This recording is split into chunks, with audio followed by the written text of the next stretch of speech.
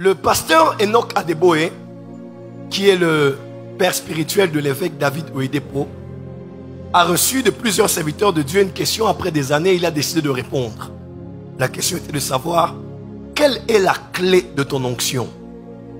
Parce que s'il faut être père spirituel de Bishop David Oyedepo, qui inaugure The Ark, un temple de plus de 100 000 places, qui va au-delà de ce que son fils, Dr. Paul Enenche, a fait au Nigeria. The Ark, miracle architectural, comme d'ailleurs le temple qu'il avait construit, technologie de pointe et beaucoup d'autres choses. Ça sera inauguré au Nigeria au mois de novembre. Non, lui, il est le père spirituel de David Oyedepo. Les réunions qu'il fait vont de 3 000, 4 000, 5 000, 6 000, 10 millions de personnes qui prennent part à un culte dans un seul lieu. Aujourd'hui, l'église de Pasteur Adeboe et Redeemed Church est une église qui a pour vision et ambition d'avoir des membres, je dirais bien, d'avoir des membres. Toutes les familles de la terre doivent avoir au minimum un membre qui fait partie de Redeem. Et au Nigeria, vous allez voir des Redeem dans le monde entier. Il y en a en Ukraine, il y en a en Turquie, aux États-Unis, en Londres. Ils sont partout dans le monde aujourd'hui. Et on pose la question à cet homme, quelle est la clé de ton onction? Écoutez sa réponse. Il dit, il cite le verset de Hébreux chapitre 1. Il dit, tu as aimé la justice, tu as haï l'iniquité. Et il cite après, il dit, voilà pourquoi, ô Dieu, ton Dieu t'a oint d'une huile de joie au-dessus de tes semblables. Et là on parle de l'huile de la prééminence, n'est-ce pas?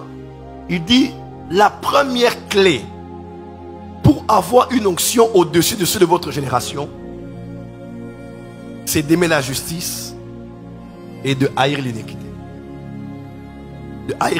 D'aimer la justice et de haïr l'iniquité.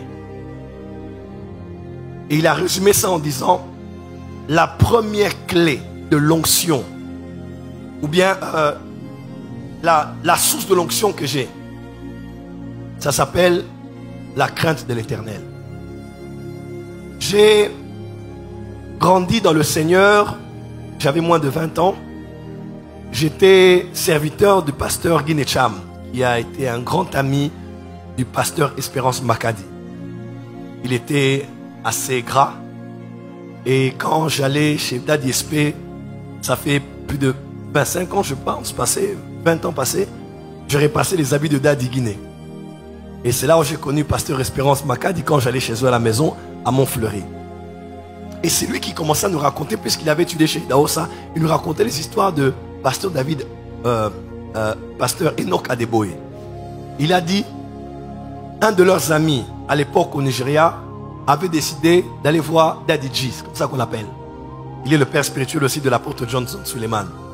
Et il a dit, Daddy G, j'aimerais que ton Dieu puisse m'impacter aussi dans le ministère. Daddy G a dit, il n'y a pas de problème, on va aller prier. Vous savez quoi?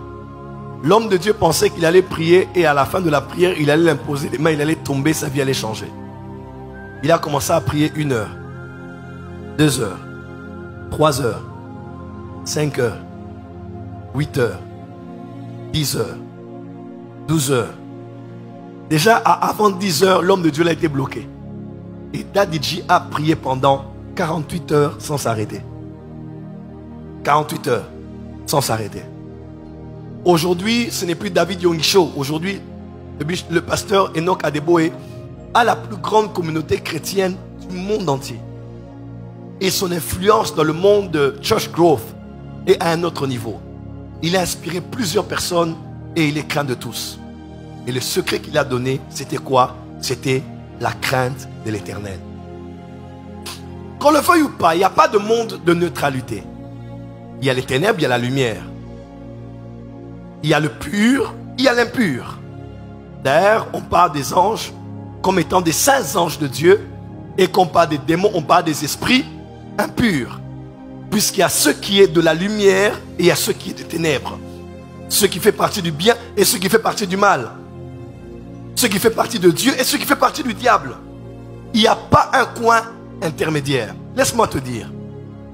Tel que nous sommes là, nous pouvons tous avoir ce qu'on appelle dans 2 Timothée, l'apparence de la piété.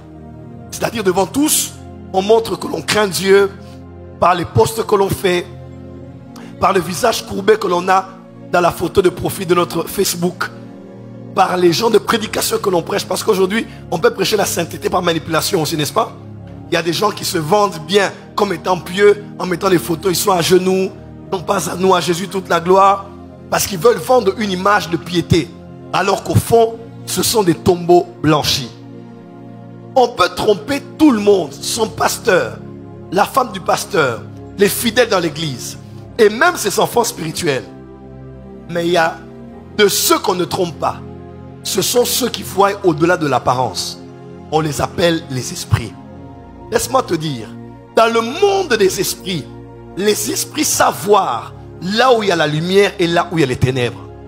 Les esprits ne connaissent pas le pensée de chacun parce qu'ils ne sont pas omniscients. Mais crois-moi, les esprits savent suffisamment des choses sur toi pour savoir où est-ce que tu en es avec Dieu, où est-ce que tu en es dans ta relation avec Dieu. Est-ce qu'on peut avancer? La troisième clé qui peut te rendre plus fort que dans le monde spirituel, écoute-moi, c'est la crainte de l'Éternel. Je répète, c'est la crainte de l'Éternel. Les esprits ne craignent que ceux qui craignent Dieu. Un homme qui ne craint pas Dieu, les esprits ne le craindront pas. Les esprits tremblent devant celui qui tremble devant Dieu. Les esprits sont soumis à celui qui est soumis devant Dieu. Les esprits fléchissent devant l'homme et la femme qui fléchissent devant Dieu. Pourquoi? Parce que si tu ne crains pas Dieu, les esprits ne te craindront pas. Parce que les esprits voient dans le monde des esprits que tu as la même nature qu'eux. Ce soir, j'aimerais te donner une des grandes clés que tu dois savoir.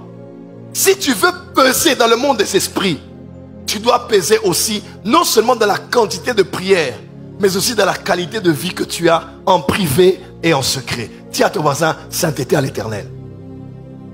Voilà pourquoi lorsqu'il devait aller dans le Saint des Saints, lorsqu'il devait aller où il y avait les chérubins, lorsqu'il devait aller où la Shekinah, la gloire de Dieu descendait, il devait avoir le diadème sur lequel on avait écrit sainteté à l'Éternel. Regardez un peu avec moi ceci. Hors du parvis, c'était le désert. C'était le monde. C'était impur. Dans le parvis, c'était un mélange. Parce que c'était le lieu de la purification. Il y avait l'autel des holocaustes. Et il y avait aussi la cuve des reins. Là, on commençait à se laver. Donc, c'était un endroit de purification. Mais une fois qu'on quittait le parvis, on entrait dans ce qu'on appelle le lieu saint. Dis avec moi le lieu saint. Encore. On allait dans le lieu saint, il y avait là le chandelier, le menorah, il y avait les pains et propositions sur la table et la lumière des chandeliers éclairait juste en face les pains de proposition. Et juste en avançant donc tout droit, en face de la porte, il y avait l'autel des parfums. Là où on brûlait les parfums dans le lieu qu'on appelait le lieu saint. Et après ce lieu, celui qui avait sur son front écrit sainteté à l'Éternel quittait le lieu saint pour aller dans le lieu très saint. Mes frères et sœurs, écoutez-moi très bien. Il y a le lieu saint, il y a aussi le lieu très saint. Dans le monde spirituel, il faut que tu saches ceci. La consécration que tu as aujourd'hui est bonne. Mais par rapport à là où tu dois aller, il y a une autre dimension de consécration dans laquelle tu dois entrer. Si tu te purifiais, tu dois te purifier encore. Écoutez ce que dit Apocalypse. Que celui qui se souille encore. Que celui qui se sanctifie, ça veut dire que celui qui est déjà en train de se sanctifier aille au-delà de cette sanctification dans laquelle il est déjà. Pourquoi? Parce que nous devons aller de gloire en gloire.